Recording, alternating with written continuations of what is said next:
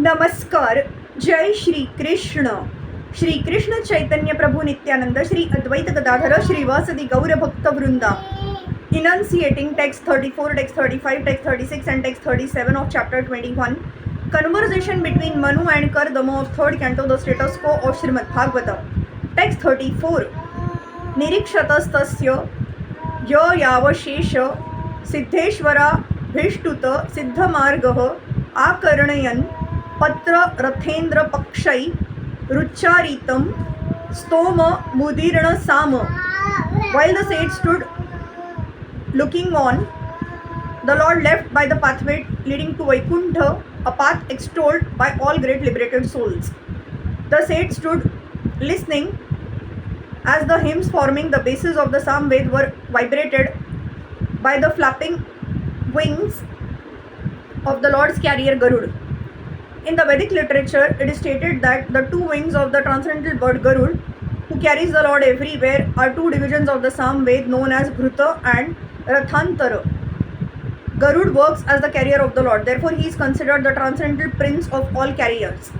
With his two wings, Garud began to vibrate the Samved, which is chanted by great sages to pacify the Lord. The Lord is worshipped by Brahma, by Lord Shiv, by Garud and other demigods with selected poems, and great sages worship him with the hymns of Vedic literature such as the Upanishads and Samved. These Samved utterances are automatically heard by the devotee when another great devotee of the Lord, Garud, flaps his wings. It is clearly stated here that the sage Kardam began to look to the path by which the Lord was being carried to Vaikuntha. It is thus confirmed that the Lord descends from his abode Vaikuntha in the spiritual sky and is carried by Garud. The path which leads to Vaikuntha is not worshipped by the ordinary class of transcendentalists. Only those who are already liberated from material bondage can become devotees of the Lord. Those who are not liberated from material bondage cannot understand transcendental devotional service. In Bhagavad Gita, it is clearly stated, Yata tam api siddhanam. There are many persons who are trying to attain perfection by striving for liberation from material bondage, and those who are actually liberated are called Brahma, Bhuta or Siddha. Only the Siddhas or persons liberated from material bondage can become devotees. This is also confirmed in Bhagavad Gita. Anyone who is engaged in Krishna's consciousness or devotional service is already liberated from the influence of the modes of material nature. Here it is also confirmed that the path of devotional service is worshipped by liberated persons, not the conditioned souls. The conditioned soul cannot understand the devotional service of the Lord. Kardam Muni was a liberated soul who saw the Supreme Lord in person face to face. There was no doubt that he was liberated, and thus he could see Garud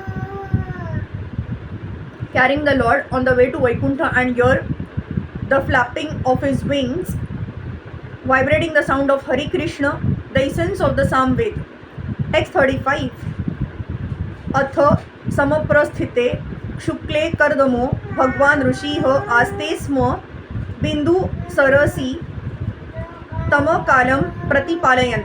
Then, after the departure of the Lord, the worshipful sage Kardam stayed on the bank of Bindu Sarovar, awaiting the time of which the Lord had spoken. Text 36. Manuha syandana masthaya shata kaumbha parichadam aropya smam दुहितरम सभार्यः पर्यटन महिम. Swayambhuva Manu with his wife mounted his chariot, which was decorated with golden ornaments.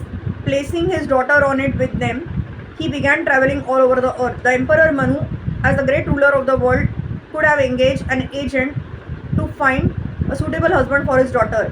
But because he loved her just as a father should, he himself left his state on a golden chariot with only his wife to find her a suitable husband.